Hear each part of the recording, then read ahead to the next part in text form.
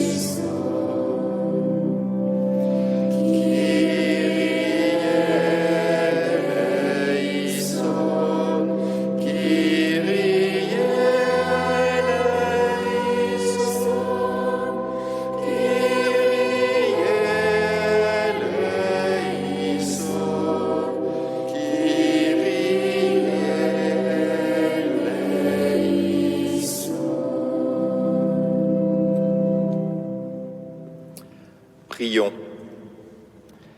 Seigneur, tu as fait de saint Ambroise un docteur de la foi catholique et un courageux successeur des apôtres. Suscite en ton Église des hommes selon ton cœur, capables de la gouverner avec force et sagesse. Par Jésus-Christ, ton Fils, notre Seigneur et notre Dieu, qui vit et règne avec toi le Saint-Esprit, maintenant et pour les siècles des siècles.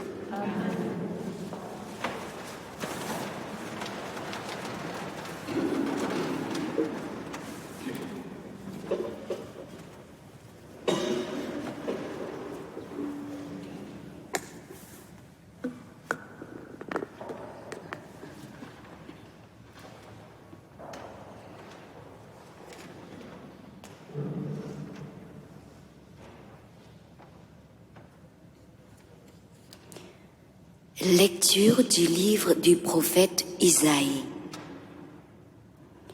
Le désert et la terre de la soif, qu'ils se réjouissent.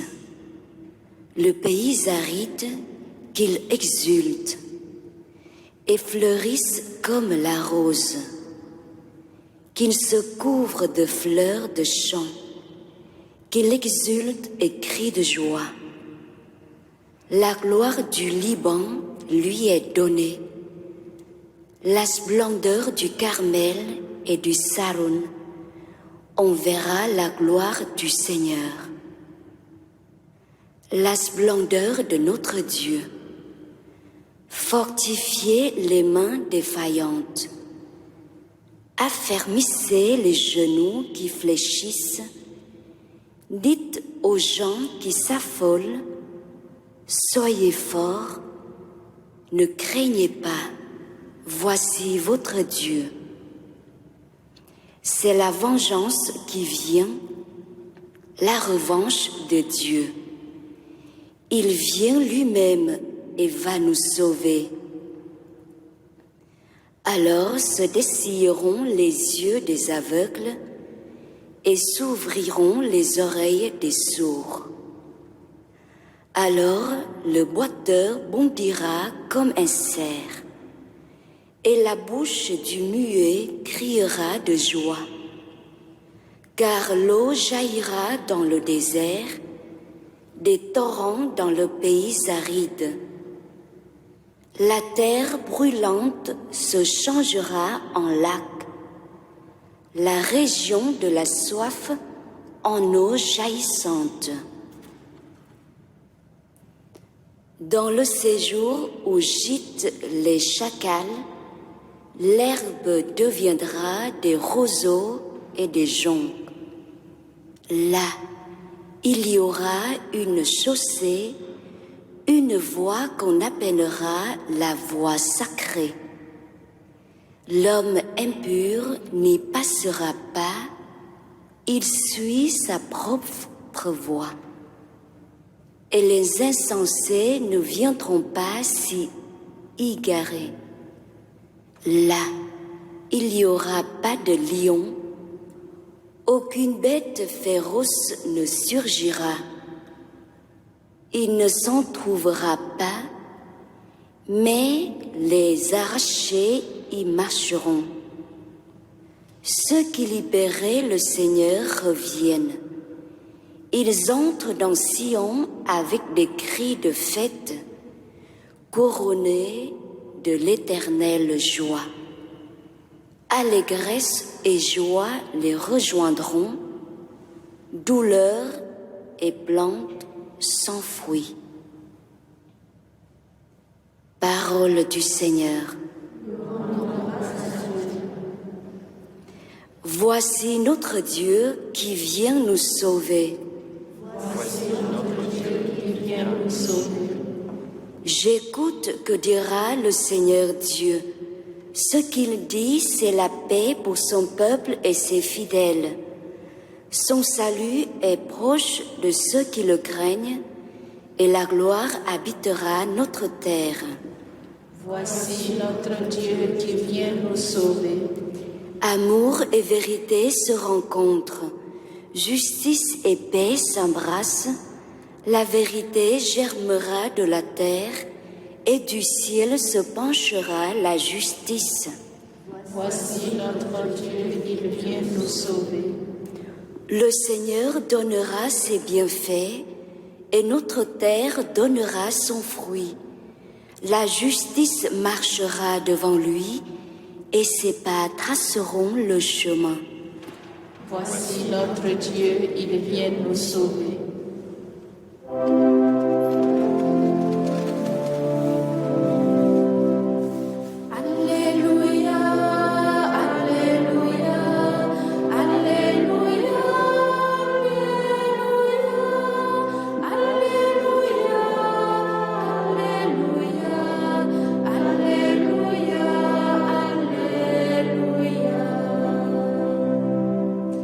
Il va venir le roi, le maître de la terre, il ôtera nos liens, il nous délivrera.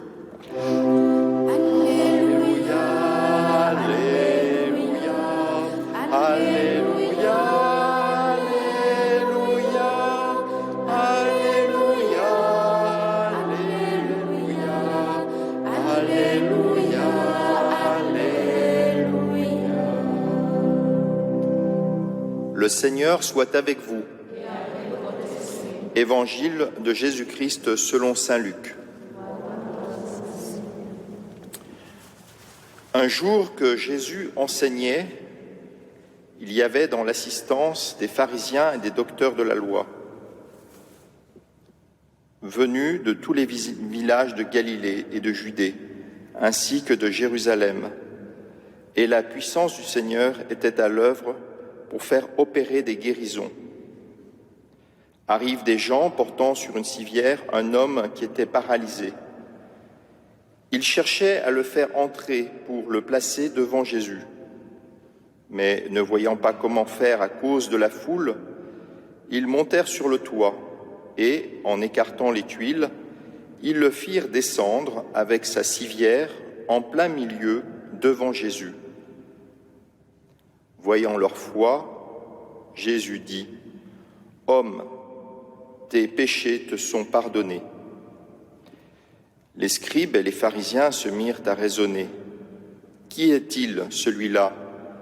Il dit des blasphèmes. Qui donc peut pardonner les péchés, sinon Dieu seul ? »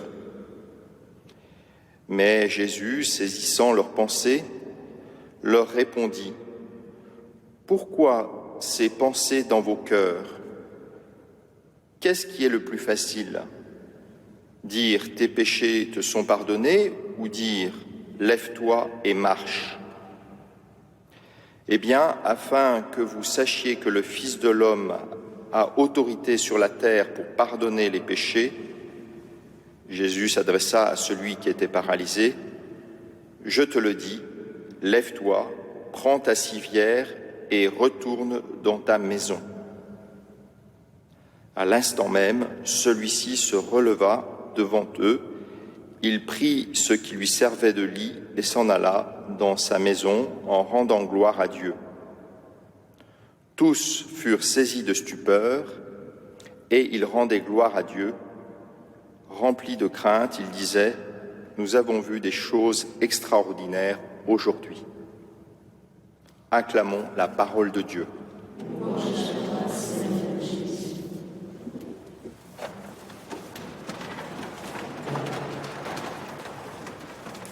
Dès que la parole de Dieu est annoncée, les lieux deviennent trop petits. Jésus est entré dans une maison à Capharnaüm, mais on s'y bouscule. À cause de la foule, plus personne ne peut y entrer par la porte. Il n'y a plus de place. Jésus est comme prisonnier. Jésus est pris en otage. Il est coincé, paralysé, étouffé, submergé. La maison est comme un tombeau. D'où peut venir alors le salut ? Il vient d'en haut. Le ciel s'ouvre, le ciel se déchire, le toit se découpe, une brèche, une issue. C'est un paralytique qui descend par l'ouverture des cieux. C'est un paralysé qui vient délivrer Jésus. Un homme pratiquement mort, cloué dans sa maladie, pour ressusciter Jésus qui est prisonnier. Comme tout cela est fragile. C'est un paralysé que, ce jour-là, on fait entrer dans la maison en le faisant passer par le toit. Le paralysé, c'est celui qui n'est plus maître de ses muscles et de ses mouvements. Il est lié, ficelé, coincé, tenu en laisse par son handicap. Le paralysé est comme un tout petit enfant. Il dépend. Il dépend des autres pour manger, pour se laver, pour se déplacer. Aucun homme ne peut se considérer totalement libre des autres. Nous aussi, ce paralysé, il nous ressemble. Chacun d'entre nous est dépendant. Tous, nous sommes liés les uns aux autres et nous avons besoin les uns des autres. Nul ne peut prétendre être l'univers à lui tout seul. Aujourd'hui, dans ce récit, les autres vont permettre la rencontre du paralysé et de Jésus. Et sans eux, cette rencontre ne pourrait avoir lieu. Ce sont les autres qui portent le paralysé à la force des poignets, mais aussi à la force de l'amitié. Le paralysé est porté par la foi des autres et pas seulement par leurs bras.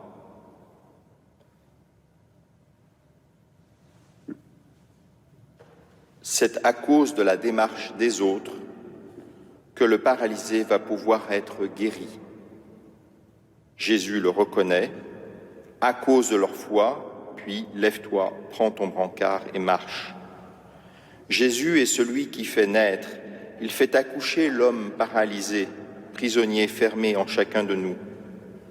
Le paralysé qui se sauve heureux, son brancard sous le bras, c'est l'homme que la mort enchaînait, l'homme que le mal paralysait, comme on peut être paralysé par l'angoisse, cloué sur place par la peur.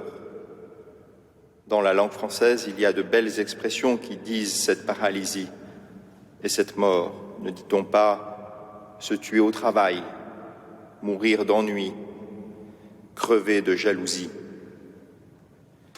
Eh bien, ce paralysé que le mal paralysait, c'est l'homme sauvé, l'homme ressuscité désormais par l'action du Christ.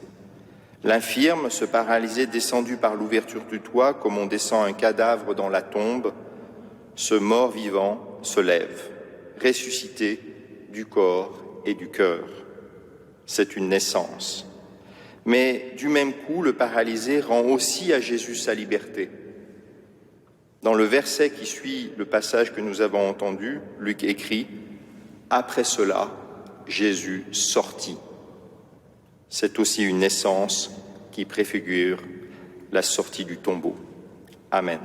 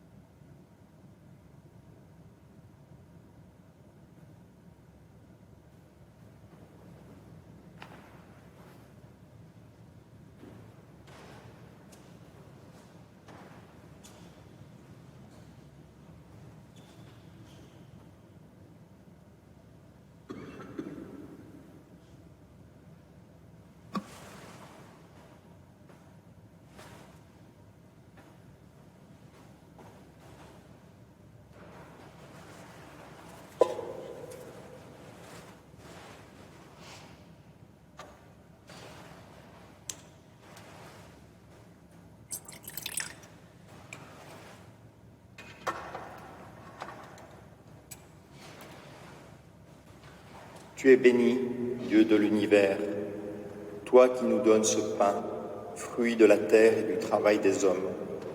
Nous te le présentons, il deviendra le pain de la vie. Comme cette eau se mêle au vin pour le sacrement de l'Alliance, puissions-nous être unis à la divinité de celui qui a pris notre humanité. Tu es béni, Dieu de l'univers, toi qui nous donnes ce vin, fruit de la vigne et du travail des hommes. Nous te le présentons, il deviendra le vin du royaume éternel.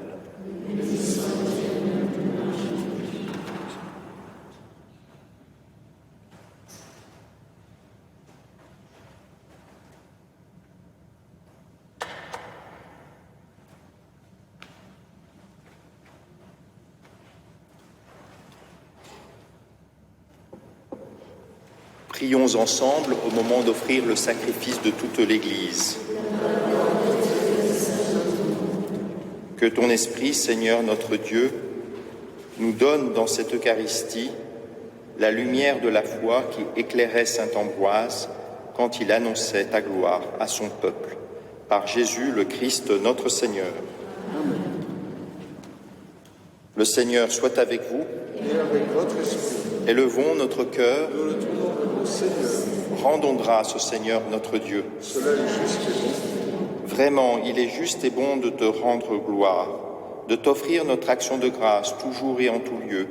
À toi, Père très saint, Dieu éternel et tout-puissant, par le Christ notre Seigneur. Car il est déjà venu, en prenant la condition des hommes, pour accomplir l'éternel dessein de ton amour et nous ouvrir le chemin du salut. Il viendra de nouveau revêtu de sa gloire, afin que nous possédions dans la pleine lumière les biens que tu nous as promis et que nous attendons en veillant dans la foi. C'est pourquoi, avec les anges et les archanges, avec les puissances d'en haut et tous les esprits bienheureux, nous chantons l'hymne de ta gloire et sans fin nous proclamons.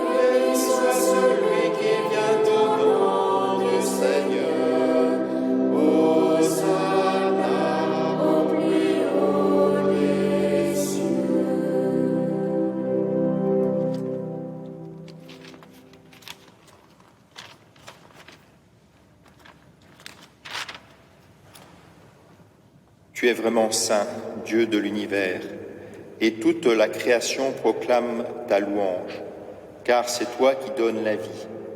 C'est toi qui sanctifies toutes choses par ton Fils, Jésus-Christ notre Seigneur, avec la puissance de l'Esprit Saint. Et tu ne cesses de rassembler ton peuple afin qu'il te présente partout dans le monde une offrande pure. C'est pourquoi nous te supplions de consacrer toi-même les offrandes que nous apportons.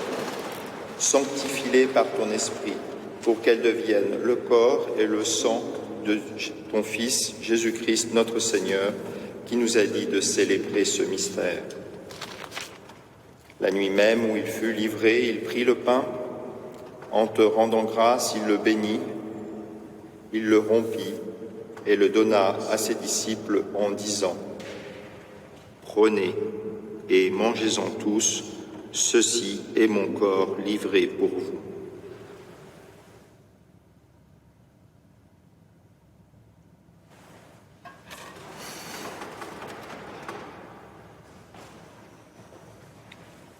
De même, à la fin du repas, il prit la coupe. En te rendant grâce, il la bénit et la donna à ses disciples en disant : « Prenez et buvez-en tous, car ceci est la coupe de mon sang, le sang de l'alliance nouvelle et éternelle, qui sera versé pour vous et pour la multitude en rémission des péchés. Vous ferez cela en mémoire de moi. »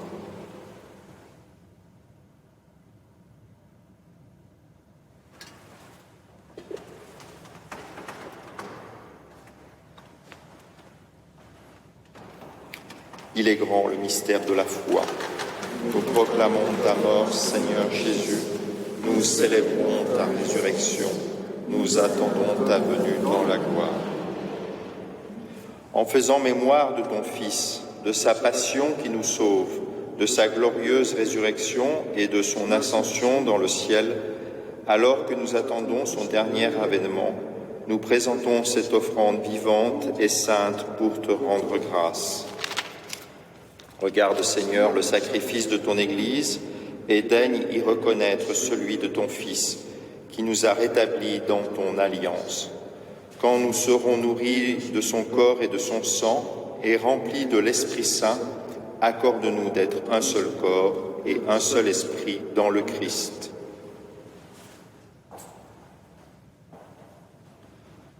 Que l'Esprit Saint fasse de nous une éternelle offrande à ta gloire, pour que nous obtenions un jour les biens du monde à venir, auprès de la Vierge Marie, la bienheureuse Mère de Dieu, de Saint Joseph son époux, avec les apôtres, les martyrs, Saint Ambroise et tous les saints qui ne cessent d'intercéder pour nous. Et maintenant, nous te supplions, Seigneur, par le sacrifice qui nous réconcilie avec toi, étends au monde entier le salut et la paix. Affermis la foi et la charité de ton Église au long de son chemin sur la terre. Veille sur ton serviteur, le pape François, sur notre archevêque Jean-Marc, sur l'ensemble des évêques, les prêtres, les diacres et tout le peuple des rachetés. Écoute les prières de ta famille assemblée devant toi et ramène à toi, Père très aimant, tous tes enfants dispersés. Pour nos frères défunts, pour les hommes qui ont quitté ce monde et dont tu connais la droiture, nous te prions. Reçois-les dans ton royaume, où nous espérons être comblés de ta gloire, tous ensemble et pour l'éternité, par le Christ, notre Seigneur, par qui tu donnes au monde toute grâce et tout bien.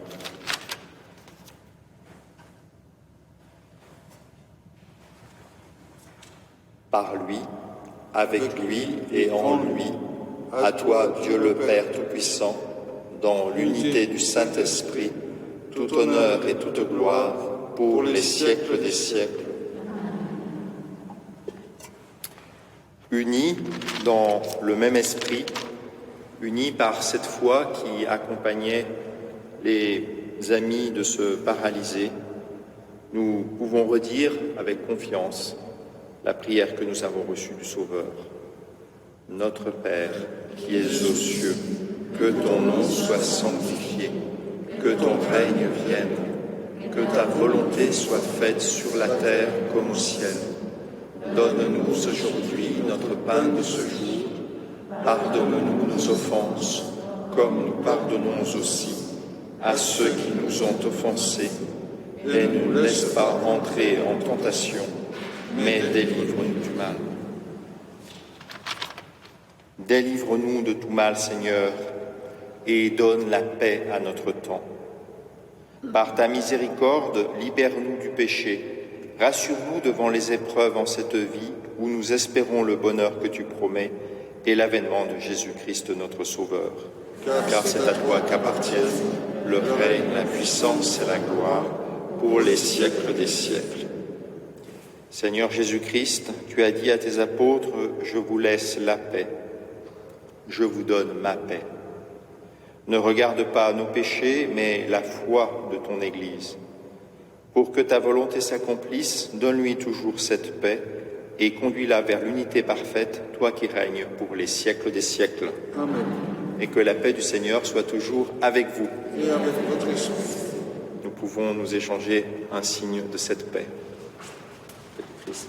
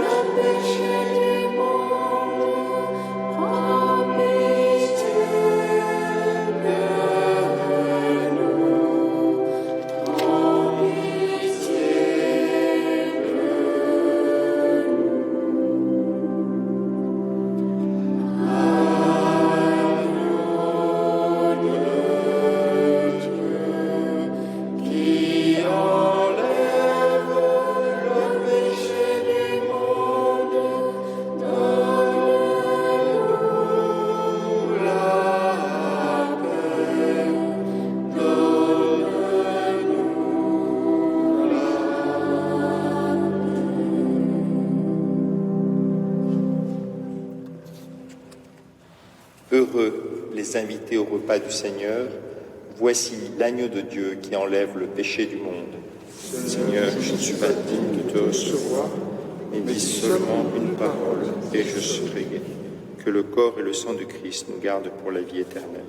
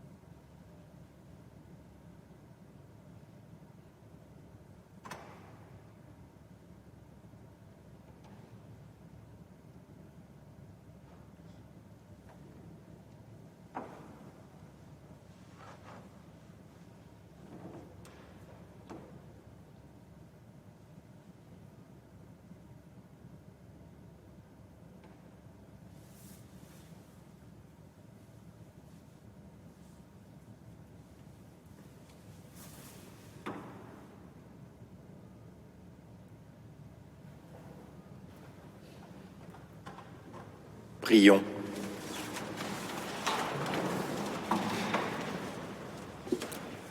Puisque tu nous as réconfortés, Seigneur, par cette communion, fais-nous si bien profiter des leçons de saint Ambroise que notre énergie à suivre tes chemins nous prépare aux joies du festin éternel. Par Jésus le Christ, notre Seigneur.